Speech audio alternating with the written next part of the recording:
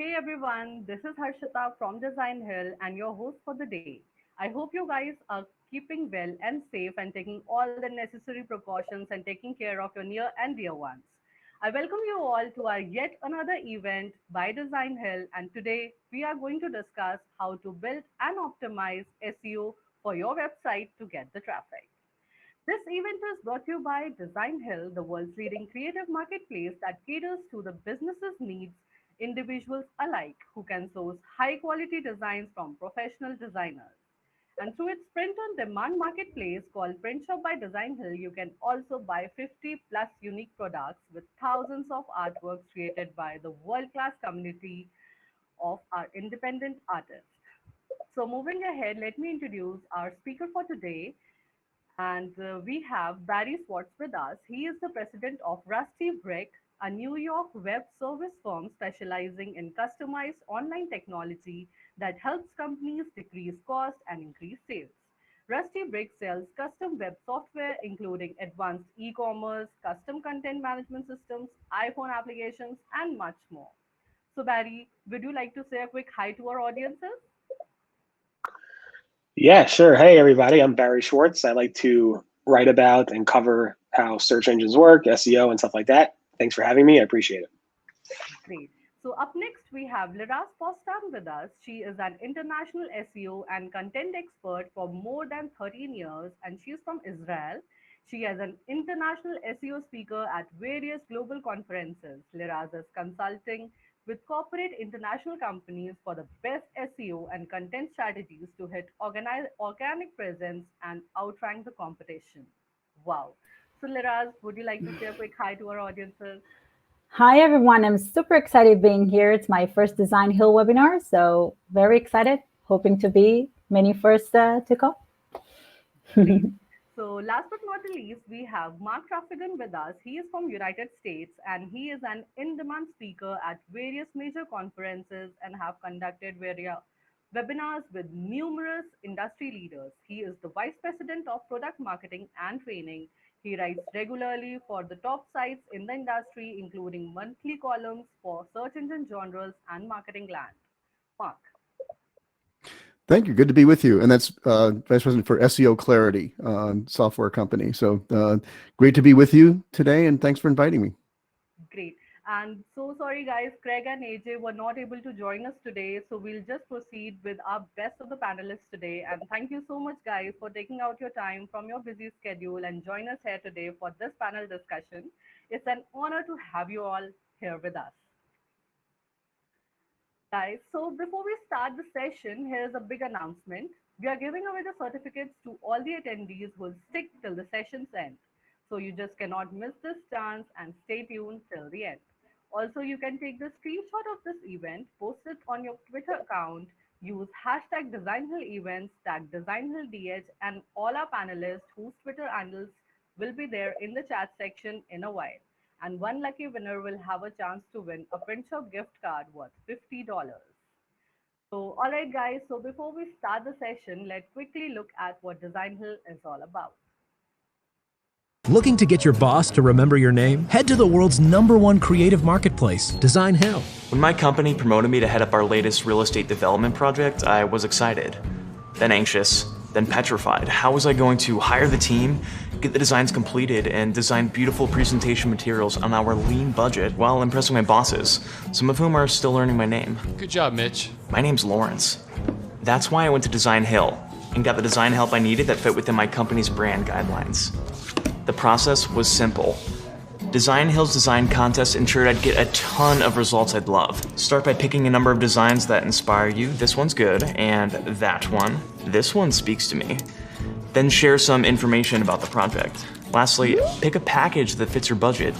Do you just want a logo, or do you want it all? Then, boom. I got more than 60 custom design options to choose from, as well as all the other graphic design assets I wanted. And it's all backed by Designhill's 100% money-back guarantee. If I don't find a design I like, I get my money back. You can't lose. Now I have what I need to make a splash at my meetings, with everything from business cards, pamphlets, posters, and more. It's real. Let the world know it's real and build your brand with Designhill.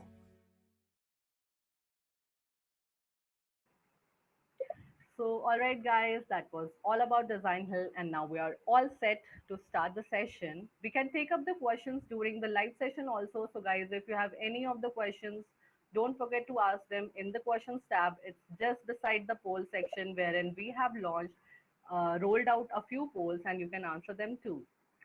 So, we are all set, and let's get started. And my first question is, how to discover the high relevance keywords that people are using to find your businesses, services, and your competitors? Like, as in, what are the best practices for performing the keyword researches today? Liraz, can we start with you? Yes.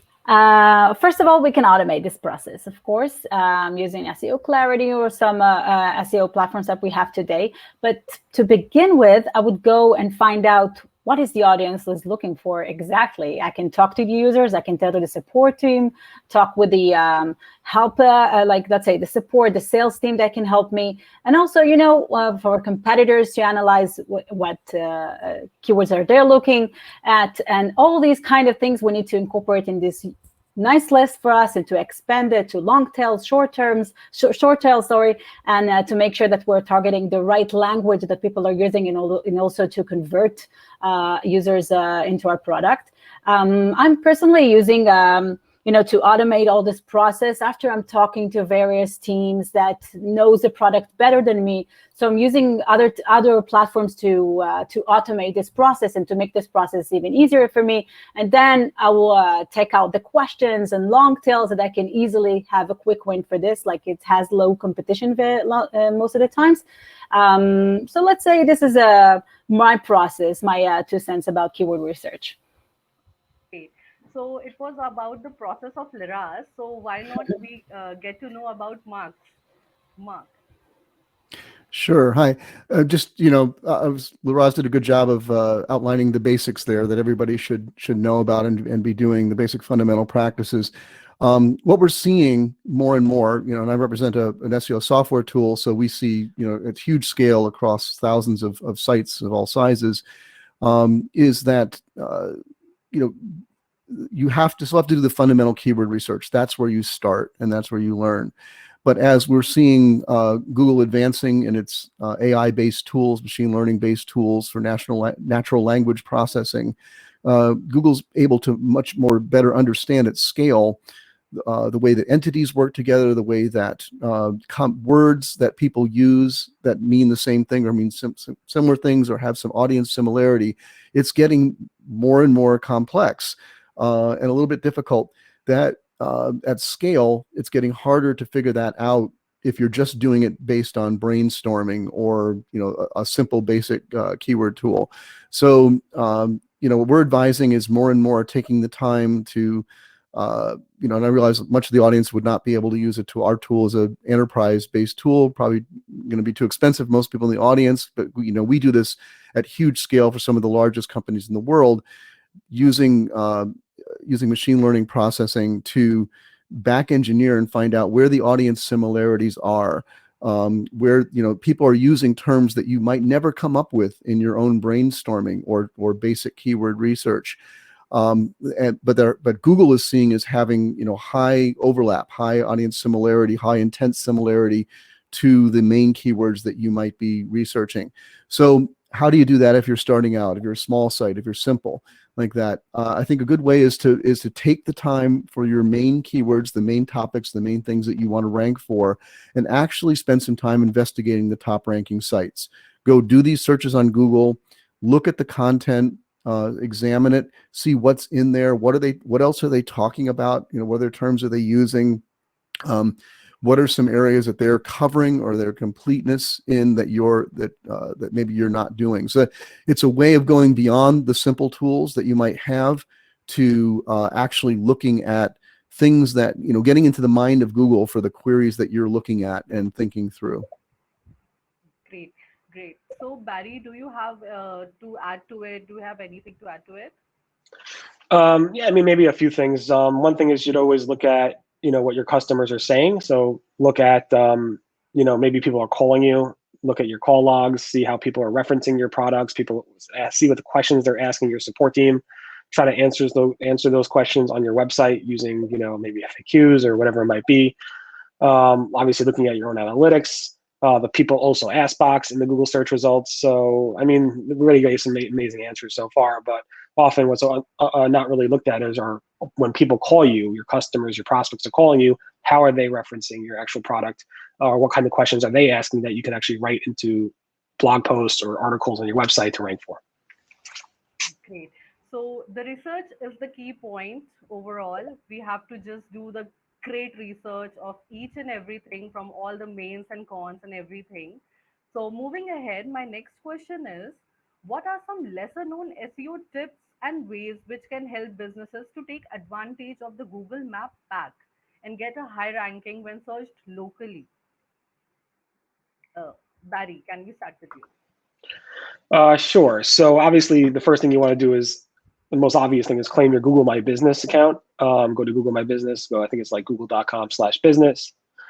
Claim that product, fill everything out, and then make sure to keep updating it, meaning add Google posts, add images, add any services you offer. They can give you services or products. You see a lot of local businesses being able to sell directly off of their Google My Business profile, which is great. Also, if you are a restaurant or type of service, you could actually have like takeout and appointments and delivery options and curbside pickup, which is very, very utilized now these days, especially during COVID. You want to make sure when you have the Q&A feature in the Google My Business profile on the search side to fill out those questions and answers. Like people are asking questions, make sure to read what they're saying. It's another keyword research idea like we were discussing before. It's like, what are customers saying about it? You can get a lot of great information from those, but you want to make sure to answer those questions, not have like your disgruntled customer answer them on your behalf, because that can lead to pretty bad things. But yeah, well, the main tip that people often don't look at is to really utilize everything within Google My Business to the full extent. Use everything possible, fill it out completely, and you should benefit greatly from it. Great, great. So Liraz, any insights to it? Yeah, basically, I have a client in US that is doing Botox, like a medical spa, and she's getting most of her business via Google My Business that we just launched 2 months ago. I think a lot of local businesses are really missing it, and it's a waste. Like it's a free tool. It's something that you can use, incorporate, make sure that you are using the reviews also, send your happy clients and everything, like a link to directly to review your professional service. And also we're updating coupons there, specific offers per month. So it's working really great. And she's also doing a direct booking. Like you can also book an appointment directly via Google My Business. And it's like amazing experience for everyone. And yeah, I think like the majority of the business that we're doing today is like via Google My Business. It's another asset for her. And it's just rapidly growing. Her competitors are not really noticing it. And it's a competitive advantage that we need to take a look at. Great. So Mark, would you like to add to it? I'm going to defer to Barry and Liraz. They covered it very well. I'm frankly don't do local SEO, never have. It's a whole different division in my company. So I think they covered it very well. I'm going to say amen to whatever they said. Great, great. So on that note, let's move on to our next question, which is how to earn links logically. I'm so sorry. It's how to earn links organically. Like, why should any business focus more on relevance, value, trust as a key link building metrics? Mark. Yeah, so the question has to deal with linking naturally, as I might call it, organically, as opposed to going out and link building, which is the practice of going out and soliciting or trying to actively find request sites to link to you or incentivize them in some way to link to you. So when we talk about linking organically, we mean attracting links, basically, like producing things that people want to link to. So I think there's just two fundamental components to that. First is probably obvious, but still underdone by most people, and that's simply having link-worthy content. Producing content on your site that is unique, that uniquely fulfills a need, answers a question, shares something very interesting that nobody else is talking about. Become an authoritative source. It's going to depend on your vertical, what you're doing, But if you're in a place where you have access to unique data, and you can publish a study of some type, you can answer a question, say definitively, this is how this works, or you have the best reviews, whatever, then that's something that, people might want to link to, because people want to have a source that they cite and say, this is that. But the other factor is, for organic linking, people can't link to what they don't know about. So you've got to invest in promoting your content in different ways, whether that's by paid ads, by building up an email newsletter, by your social media efforts. For me, in a lot of things that I've done, I think one of the best ways is by building relationships within, non-competitive ways within your industry or related industries with other people who are very active, and that gives an opportunity for them to get to know you, to see your content, to want to recommend it and refer it. So, whatever way that comes, you can't just build it and they'll come. You have to promote it. You have to get it out there where it's seen and people will be talking about it and then want to link to it. Great.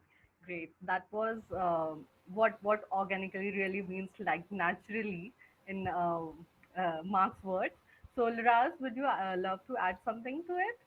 Yeah, basically there is another strategy. I totally agree with Mark, but another strategy is if you are generating original photos, original images, you can place them on your website, and people link to original images, and they can appear also on Google search images. So Google image search, sorry.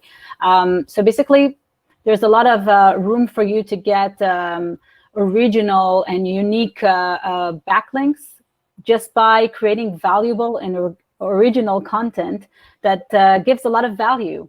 And let's say if that's a specific dish or a specific recipe that doesn't exist anywhere, or a specific comparison between, or infographic, or anything that can be, insightful for user, they can link back and give you a source back to the original image.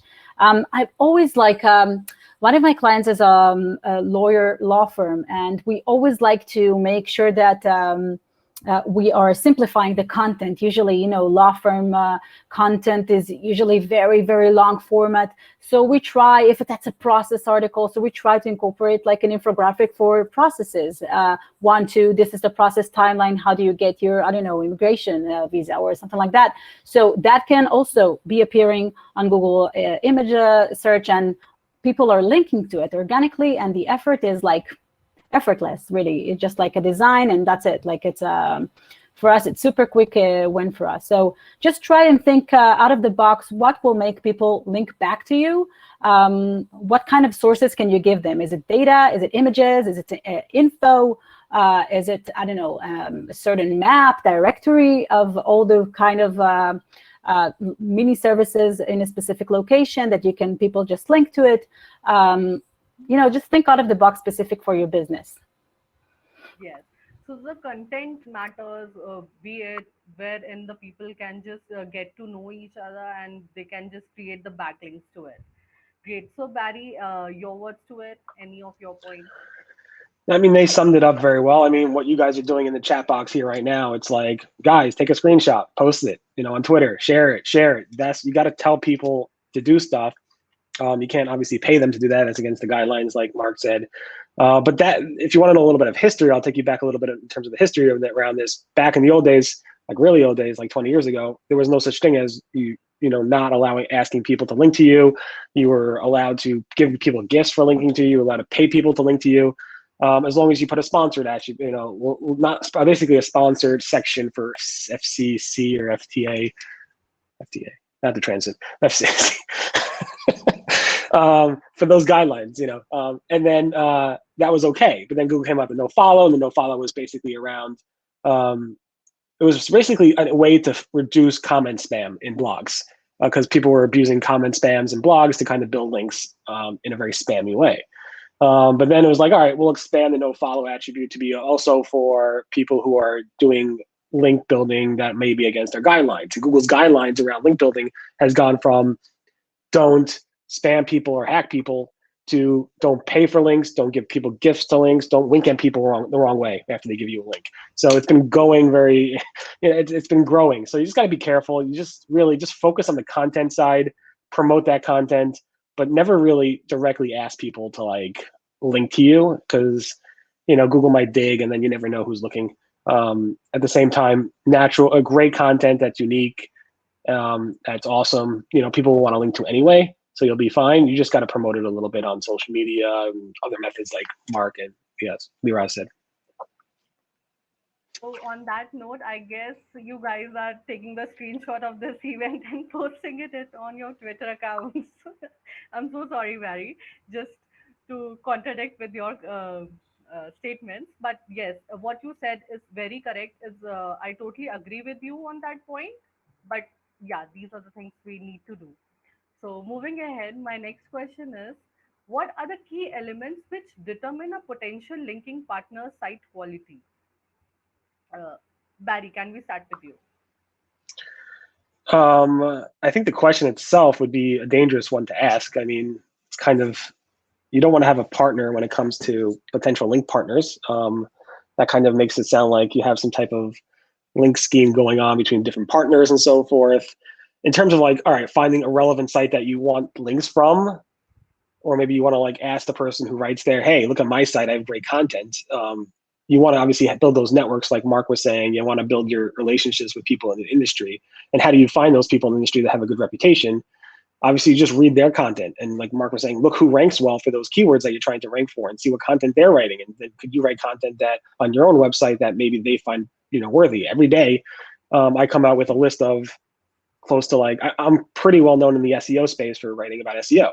And every day I come out with a list of about close to 50 articles that people write. Not that I write like, I don't know, 10 articles a day, but people, there's other people in the industry, and I probably link to about 50 articles per day in my newsletter, and I publish it on my website.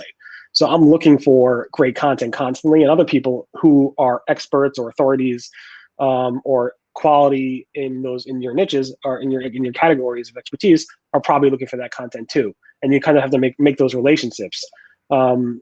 So, networking with those people, understanding who they are and finding them, but I wouldn't necessarily call them a partner because that can get you in trouble. Okay. So, would you like to add to it, Mark? Sure. Yeah, I definitely agree with Barry. I was desperately trying to log into my Flipboard here to get an article that I didn't quite make it in time.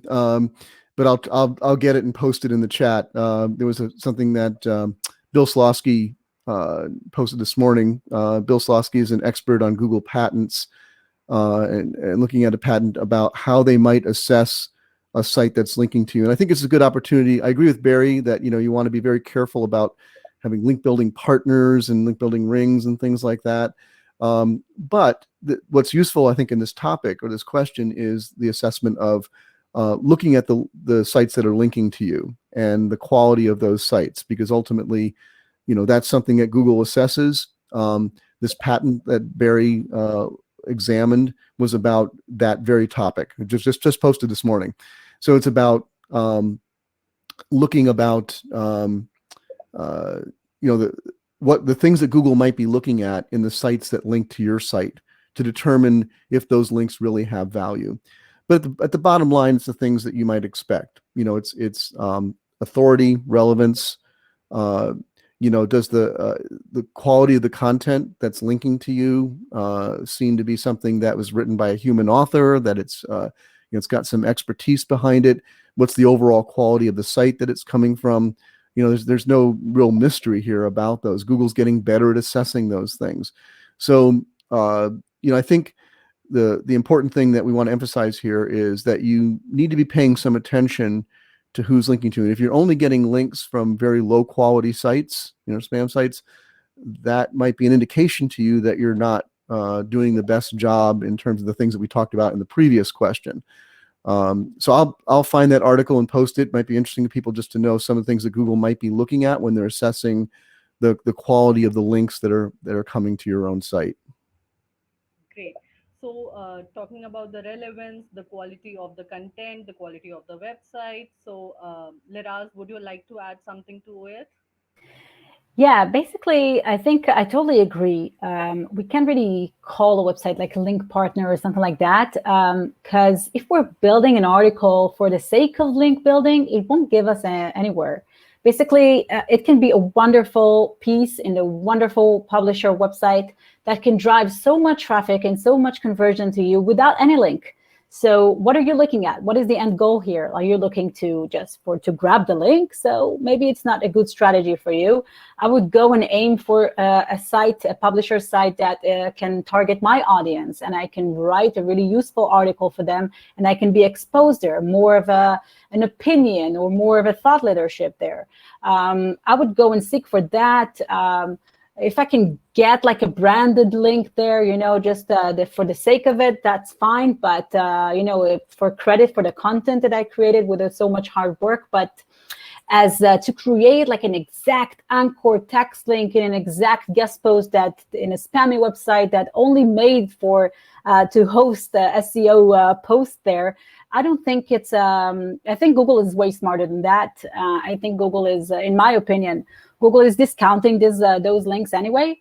So you ended up paying for these links and basically it doesn't give you anything. So this is my my go-to strategy for this. Try to focus on quality versus quantity, and all those kind of spammy blogs, PBN sites that are only there just to host your guest blog there. Great insights, Liraz. And on that note, I hope you guys are enjoying the session. Guys, do ask your questions in the questions tab, and I'll just take it up from there and ask you guys. And before we move ahead, I would like to take a quick shout out to Design Hill and for organizing this event. And stay tuned. We'll be right back in just a minute or two. We'll take a short break if you guys allow us, and then we'll be back again.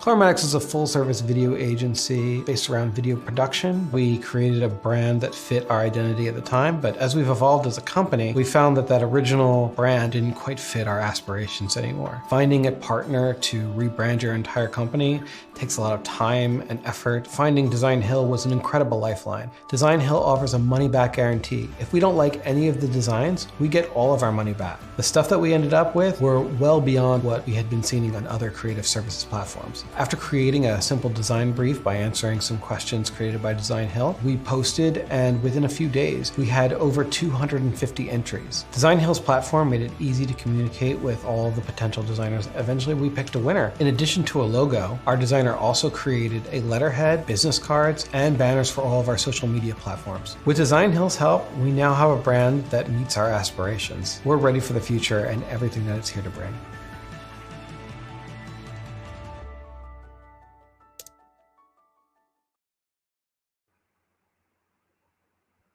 All right, guys, we are back again. And before we continue the session, there are a few questions which are there from the attendees. So I would just like to ask you guys.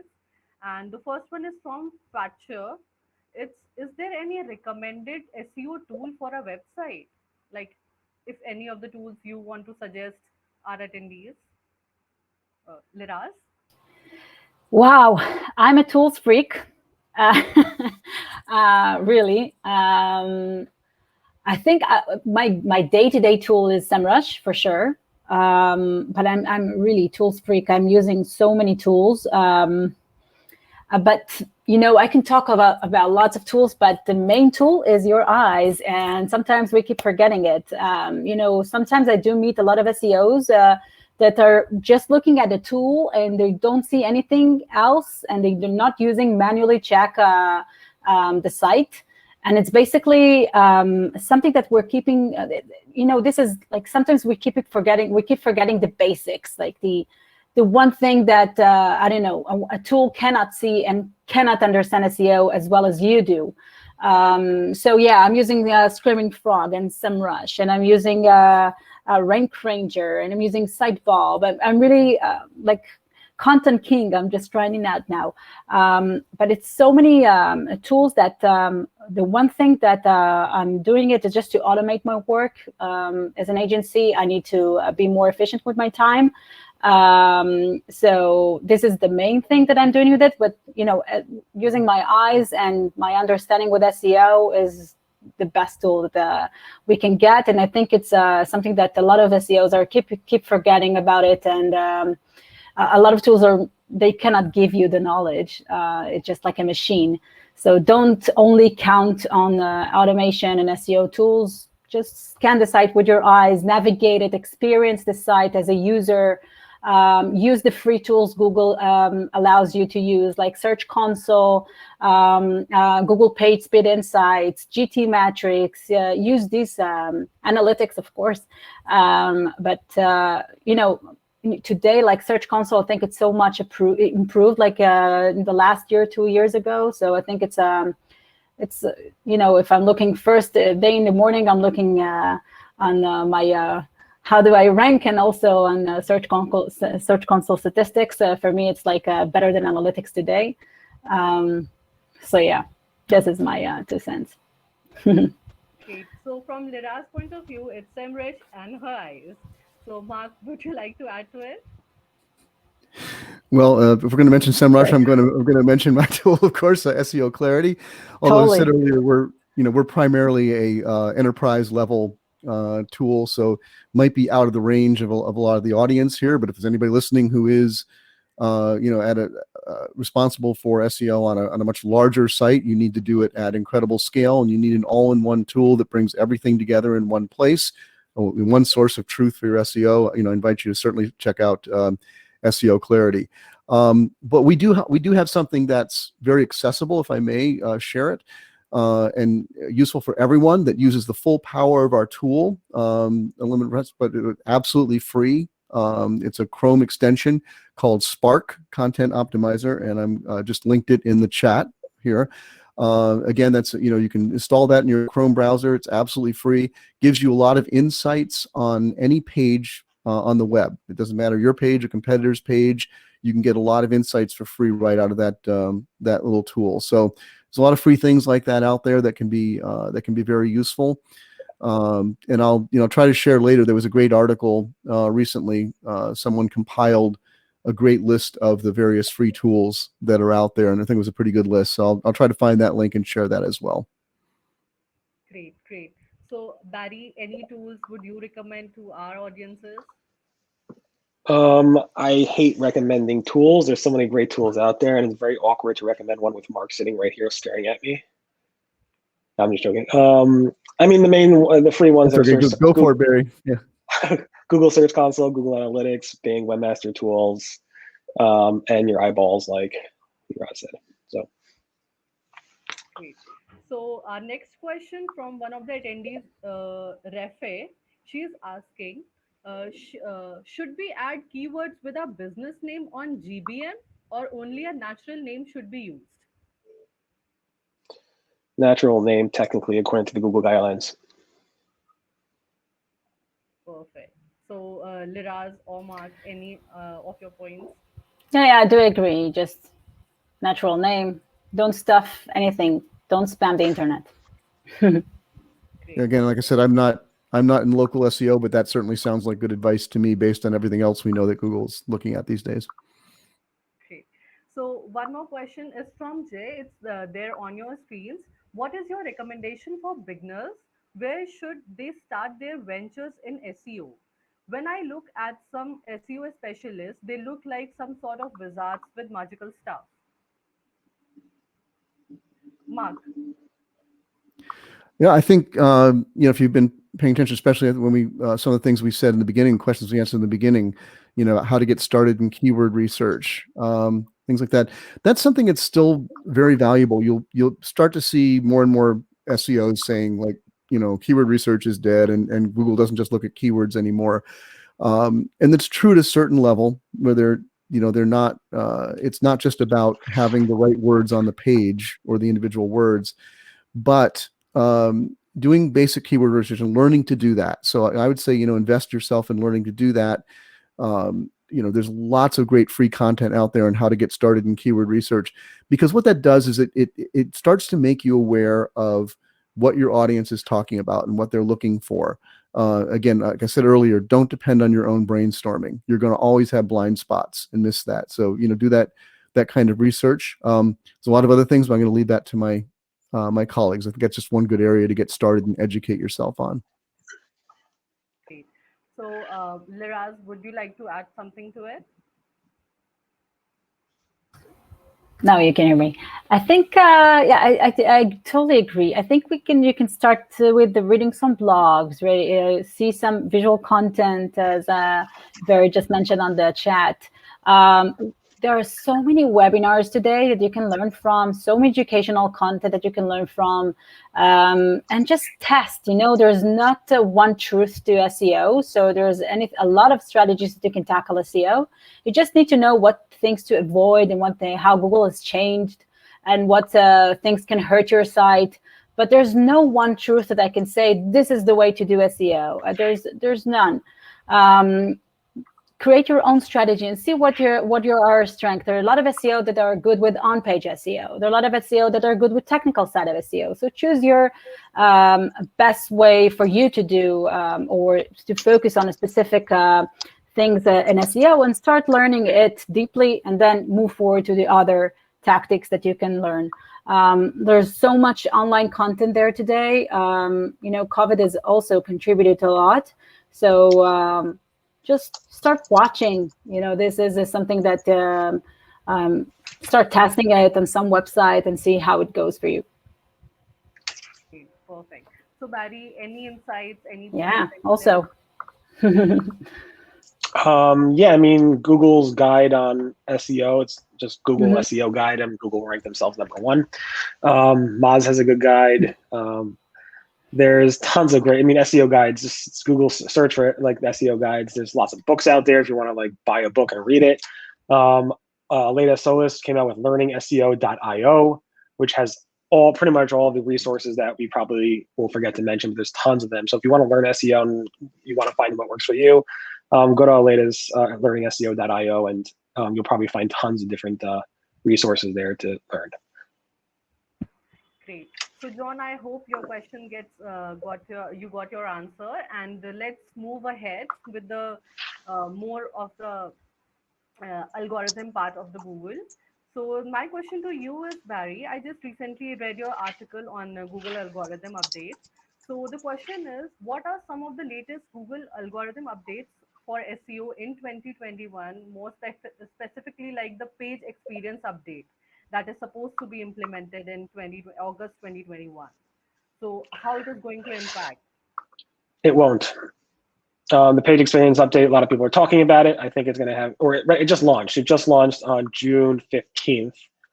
Let me give you a little bit of a timeline. So let me step back a little bit. So in June 2nd, I believe, I'm going by my memory, Google released the June 2021 core update, which a lot of people feel. Most SEOs who do any SEO feel it with one of their clients or all their clients or some of their clients.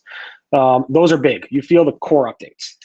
There's going to be another core update in July, which is weird. Usually Google does core updates every 3 to several months.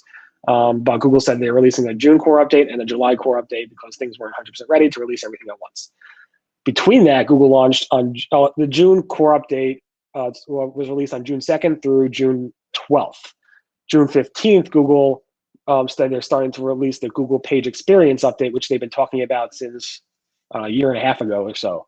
They gave us time to prepare, basically make your sites fast, make sure they don't jump all over the place, make them HTTPS. There's a bunch of things called Core Web Vitals, LCP, FID, CLS, and the Core Web Vitals are somewhat new. They're about a year and a half old. And it's basically measurements where Google says, is your website fast and good in terms of a page experience? Google has tons of reports on that. You can go to the page speed tool. You could go to different Chrome extensions. You could go to Google Search Console and check how well you're doing with the page experience update as well. They have a bunch of reports in there. But generally with these types of pre-announced updates that are announced a year or months in advance, those updates generally have a very little impact on a site's ranking. You look back at the HTTPS update, you look back at the mobile friendly update, you look back at mobile interstitials update. all these general updates that Google has given us months to prepare for generally are not about relevancy and ranking the most relevant content, but they're basically a way to kind of encourage the webmasters and the site owners to actually take action and improve their websites from a whole, so that the web in general becomes better for Google searchers, or for the web as a being. So generally it works. It freaks people out. SEOs panic, or they create different plans to sell to their clients. A lot of big companies freak out and say, we got to do these things. We got to make our site HTTPS. We got to make it mobile friendly. We got to do these core web vitals. They don't hurt to do, but you're not going to see a ranking boost, a big ranking boost, or even Google calls these kind of like tiebreakers, small little weights that are assigned to it. So you're not going to see a huge change with it. Do it. But at the same time, don't expect big updates in terms of your rankings with the page experience update. And the page experience update just started rolling out last week on June 15th. It will go through the end of August. So they will have a type of like a core update during that time. And I hate that Google calls these Google core updates, and then we have the core web vitals, and people confuse core web vitals with core updates. And they're totally separate. Don't confuse the two. They're completely different, and core updates really can have a massive impact on people's sites. You can see traffic drop 90% overnight, whereas these page experience updates will probably have very little impact, if anything, on your website. Great. So, Mark, what's your take on this new update, Google's algorithm update?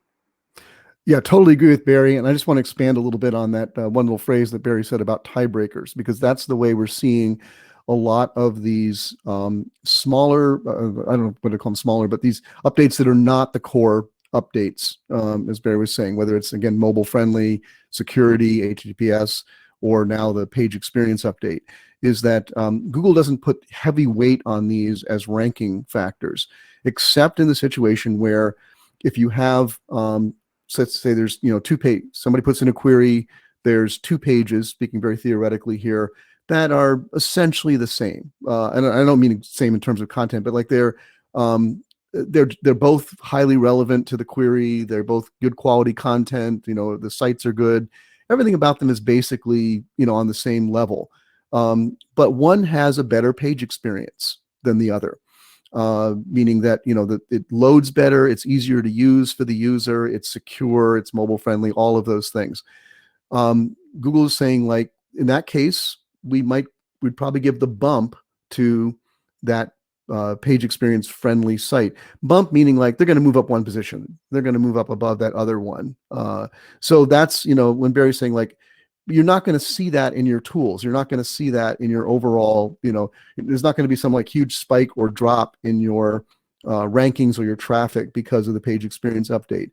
But because of situations like I just said, if you're working hard at everything else and you're doing a good job of building quality content, you've got a quality, well-structured site, you're getting, good quality links from other people, all the things that we've been talking about in the show, then and if you have the time and your ability, it makes sense to invest in something like the things that Google is promoting in the page experience update.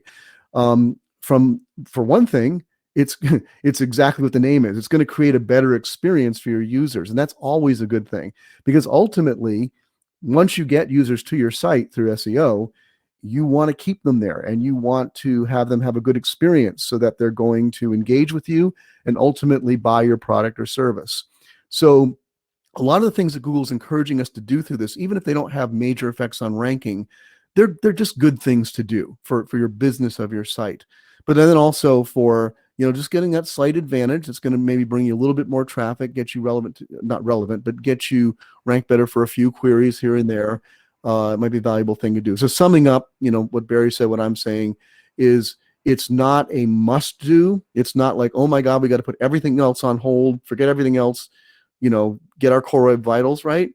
But it's still a good thing to do if you have the time and ability to do it. Great. So, Liraz, any your take on it? Yeah, I think it's I hate the fact that people are waking up for user experience, let's say, signals, just when Google says they have to do it. Let's say take you back to mobile GDN. Like, if you don't have a responsive site, so we're gonna delete you out of search or something like that. Or so people are waking up, like business owners, your website is slow, you have bad experience, you're not serving any mobile experience, and now you have this huge update, so you're starting to shake your business in a more dramatic way. And I think we shouldn't do it. I think we should invest more in UX, make sure your site is mobile responsive, make sure it's fast loading. What a waste for your conversions if it's not. So I would totally, just a waste for me. Just always hurts me to see like business owners going crazy when certain updates like this is coming. We should always serve the best experience to our users. And yeah, well, it's like hreflang, John Mueller said sometime. I always talk about it in international SEO sessions, that if you implement an hreflang on your site and you're serving all the rest like in a bad experience, lousy content, nothing there, so you will be ranking more, like you will be ranking more naturally on international SEO strategy and everything. No, it's just like you just implemented an hreflang. So the same for going for the core web vitals. You're going to have 100 scores and mobile desktop if you serve not good content, and the experience also with lots of pop-ups and ads on your site, and you won't serve any query satisfaction to your users, so you won't get those rankings. First, focus on all the time. Think of the users. What is the user are looking to find on your website? Is it valuable information? Does it solve the content that is there? Does it solving their query? And and the rest will come after that. But you don't need to wait for a Google update just to invest on user experience. Great. And as you said, and we talked about the mobile experience also. So let's talk a bit about mobile first indexing, as it recently is introduced by Google. So yes, let's talk a bit about it. Mark. Yeah, well, that's just, fits in the same category as we just said, as like the Core Web Vitals or the page experience update.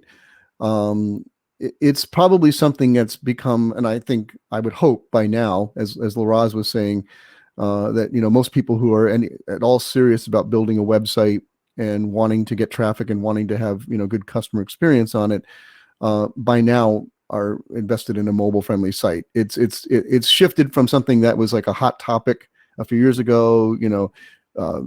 Google's moving toward mobile friendly. Do we need to do it now? Should we do it next year? Like it's just something that should be done and should be basic. And the number one reason, stop thinking about this in terms of SEO or ranking, but is simply the undeniable fact that the vast majority of the world are accessing the web on mobile devices, and that's only growing. So, why would you not want to have them have a good experience on your site? So I don't even think about this in terms of a SEO factor anymore or something like that. I think about it in terms of just like good basic practice. Any site that wants to be used by people and attractive to people. Great. Perfect. So Barry, your take on it? So mobile first indexing is definitely not new. It's been Google's been pushing it and announced it in March of 2018.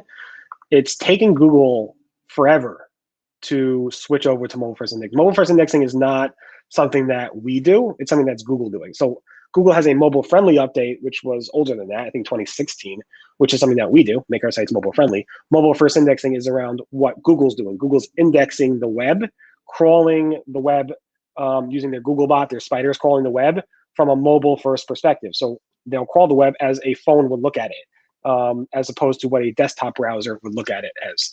And that's what's called mobile first indexing. Most sites have already been moved over to mobile first indexing, although they were supposed to be 100% mobile first indexing complete by, I think, months and months ago.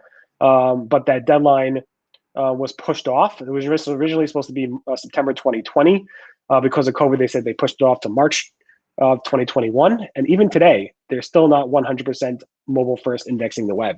There's a bunch of sites supposedly that are just still in some like weird queue that only could be desktop indexing. I'm not sure why, but either way, again, there's no ranking benefit or reduction because Google's, doing mobile first indexing. It's more of how Google operates versus mobile friendly update, which is about making sure your site is mobile friendly. So yes, we do have to work on mobile friendly optimization also. And so Liraz, any of your points to it? Sure, I can expand Mark's answer also. Yesterday I was in a gym and there was a huge brand that asking me in my, I'm walking and everything, I need to connect my device. And basically I had to log in. And the experience was on mobile. They sent me the link to my mobile and I had to expand everything. It was super not friendly. It's a huge brand. They're not even taking care of their mobile presence, not even SEO. So as a brand perspective, it's not really, it does not cut it. You need to invest your user experience in the best way, and also to preserve your brand identity. Think of your user, basically. Yes, user journey, user optimization, and user experience is the key to use the mobile first indexing. So moving ahead, my next question is, uh, please help us understand how SEO works for non-textual content, like as in for new businesses who have just started. So what's your take? Let us. For listen, like there's some niches that maybe this can work. Let's say I'm a photographer. I have not a lot of things that I can write about in terms of my work.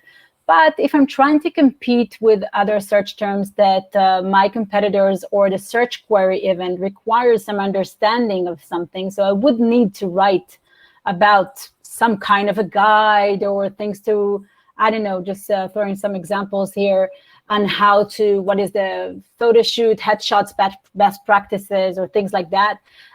So I don't think there are some. I never see a site that can rank without any textual content. You do need to write something because the user is seeking for something. But let's say I can incorporate videos and I can have the transcript of those videos. I can use images and infographics, but I also need to make sure that I'm writing something, inside those kind of infographics and images. So, so this page will have a sense, will have something that to say for also users that are not interested to reading or just to watch a video right now. So we all need to see what is the niche, what am I trying to rank for? Is my competitors are using non-textual content? That's fine. I can outsmart them in a different ways, but I hardly see this happening. So, Mark, your take on it? Yeah, it's amazing. Here we are, 2021, and Google is still largely a text-based engine. Like it's still very dependent on text. Yes, they we're beginning to see some evidence of them being able to understand an image on itself, or be able to process words within a video. For example, like where we see now where they're picking out key moments in a in a video on YouTube or something like that. But still, by and large, Google is analyzing text on the web. So you've got to get text on there. I mean, there's just so many things. Like when I was at Stone Temple with Eric Enga, we did a lot of tests with clients with e-commerce sites, and the amazing difference when you just even add a little bit of content onto a product page, improve the description, just textual elements on the page, the amazing result that can have in terms of traffic that comes from organic search. Google's hungry for text. So I think, the advice here is that if you've got a new site, as soon as you possibly can, begin building some content. And if you're starting out fresh, Google doesn't know you from Adam. So it's worth it to, start out from the beginning, even if it means you're not going to have a ton of content. Don't just turn out content for content's sake, but invest in, starting out by writing a few really good pages that are, that answer the user's query better than the other things you see in the top 10 on the search results page. You got to move to that content production as soon as you can. Great. So I just love that line of yours that Google is hungry for content. So great. Barry, your take on it. Not much to add outside of that, but just one note. I mean, Google will not rank your images in search unless they are embedded on a web page. So just keep that in mind. That's one really big telling thing. That if you just have an image in a file somewhere, like on a server somewhere with no way for Google to reference it, Google's not going to go ahead and show it in image search. So they need landing pages. Every videos, all this stuff needs some landing page with content for that reason. If I can add just one thing on images too, yes, it is possible to rank for images, but you have to ask yourself, like, what's the value of that? Okay, so I rank for an image, and maybe even somebody clicks through that image and come to the page. If there's nothing else on that page but the image, most 99% of the time, I think when people do that, they're just looking for an image they can use somewhere else, and they're just going to download the image and go. There's no value to your site. So, if the image search leads them to a page that has content on it that's meaningful, that's telling them something, that's selling them something, then there's value. So, like, yes, you can rank for images, but you got to always question, like, what's the point? Like, what is the person going to get? Where am I going to get value if the person clicks through on that image? Great. And on that note, there's last question from my side. This question was asked from many of our registrants, and this is the days where SEO was just about meta tags and titles have gone long gone.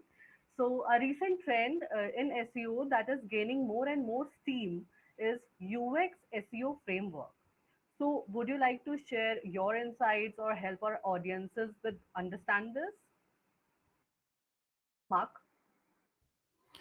Yeah, hard to know exactly what whoever wrote that question means specifically by UX SEO framework. I mean, SEO clarity, that's something that we have a specific meaning for, and that's very much because we didn't coin this, but we always like to talk in terms of not search engine optimization, but search experience optimization.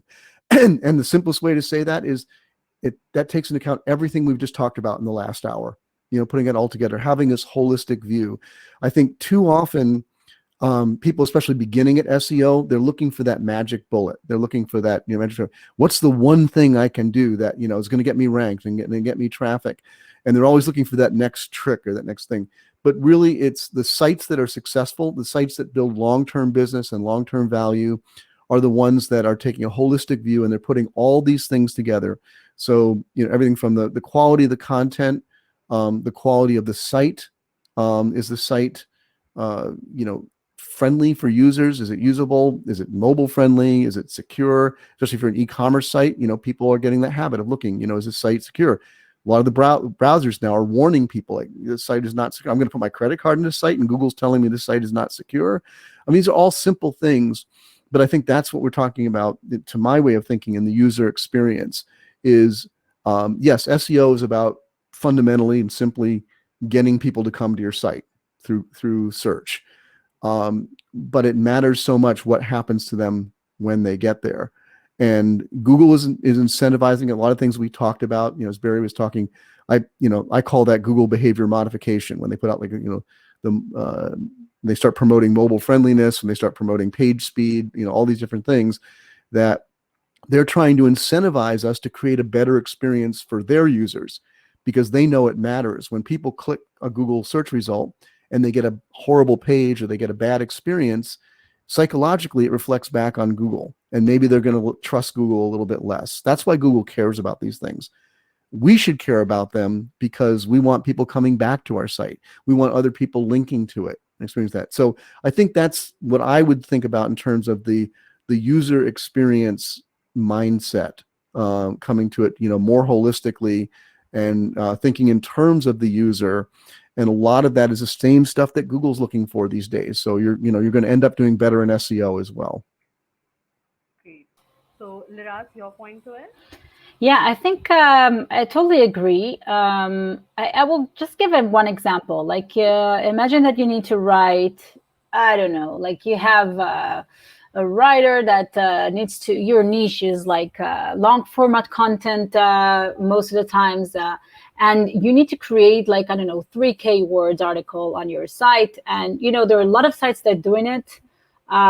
But they serve like horrible experience. So you get there, it's like bulk of text, no headings, no subheadings. Everything is like text. And is it nice for me to digest it as a user? No. Let's put a table of contents. Let's break it down. maybe use expandable divs, maybe create some images inside a video, make this content log format, but nicely done so I can read it as a user. Because we're investing so much effort, we're creating content there, and it's like it's useless if a user skips your site and goes to your competitor's site, because it serves like better user experience. So this is kind of a things that we can also use in terms of SEO, and talk with your design team, make sure that your posts have a proper structure. And also, as an SEO, it's our role to optimize the content and reach this content. Make sure it's like really structured, create a comparison table that summarizes things, a TLDR in the beginning that helps you also format the text to win some featured snippet. So all of that can, it also serves like user experience where people are digesting your content. Unless it's totally useless. If you're creating so much valuable content, it's no one reading it because you're not serving it. Exactly. The visual appeal matters because it's how your customers or your users can feel about it and get to know what they can grasp in of seconds and minutes. So Barry, your take on it?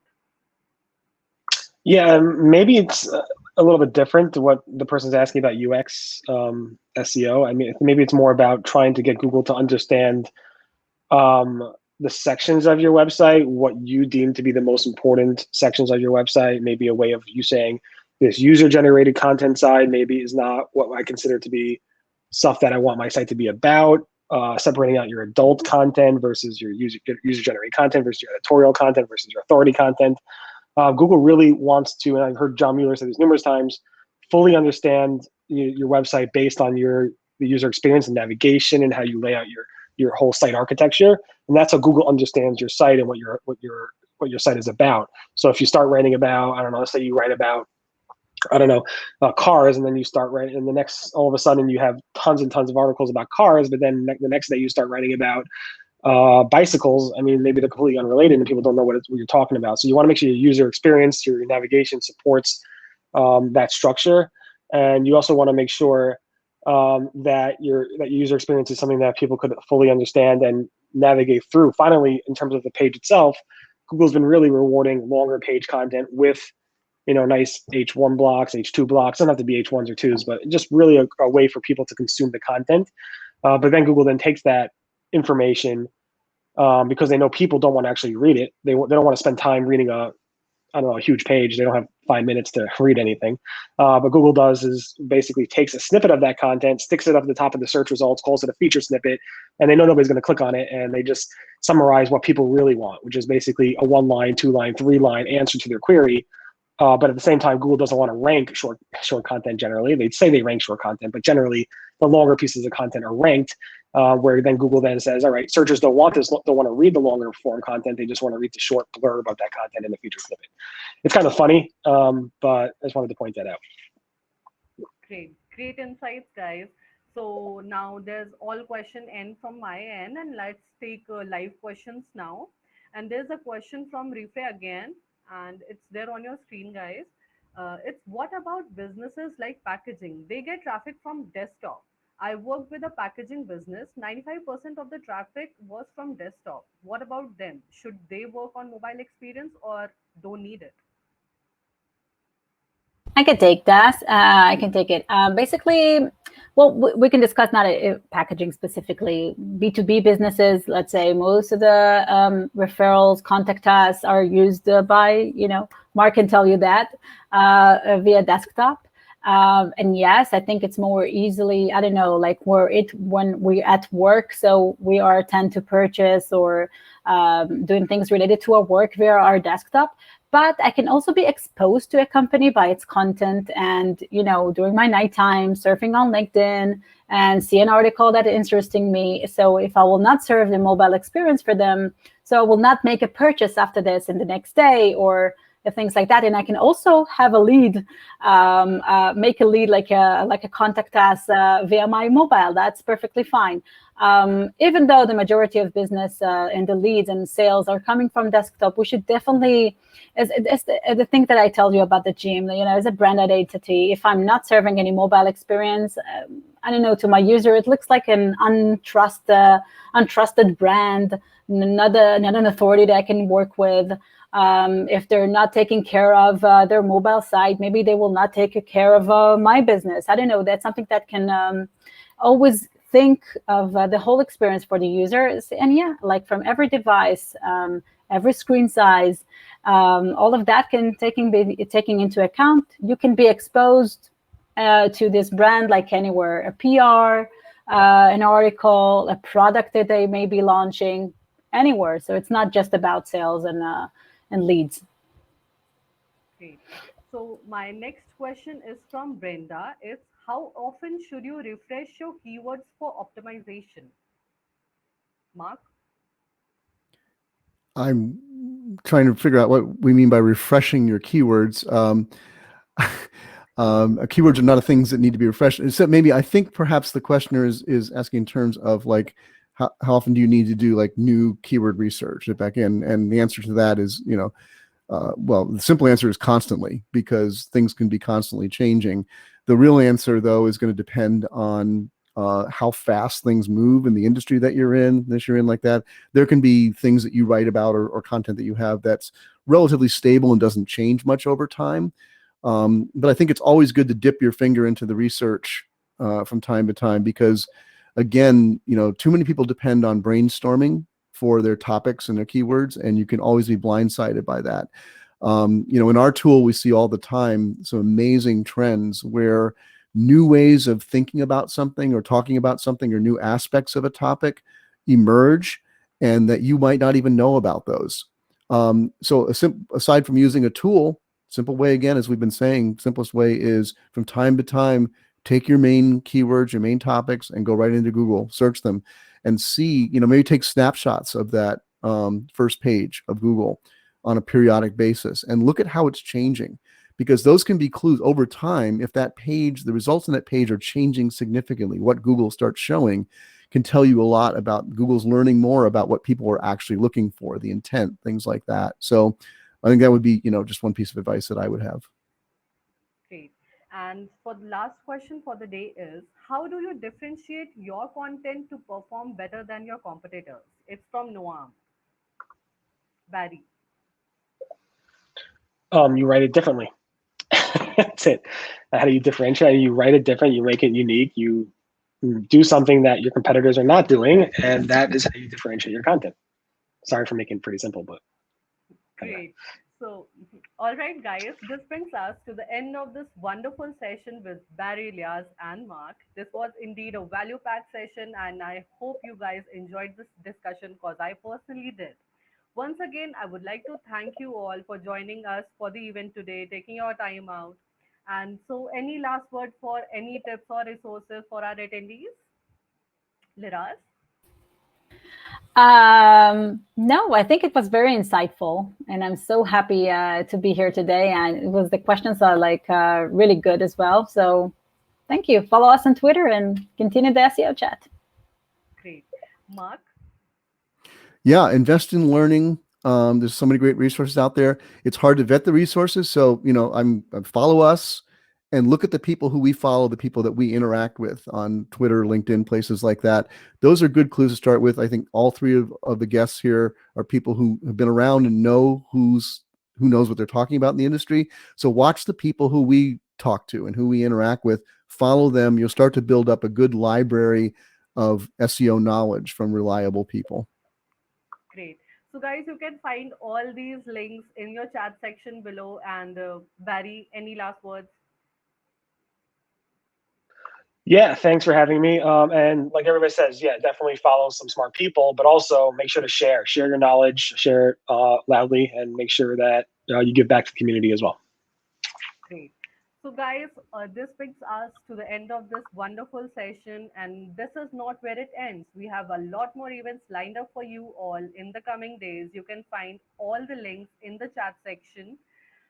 You can connect with us on LinkedIn. The link is in the chat section. You can subscribe to our YouTube channels, wherein you can find not only this event, but all the events happened in the past and the upcoming events. You can find there, just gain the knowledge and drive in through. And for all the designers and artists who are listening to this, I would wish to be a part of the thriving community.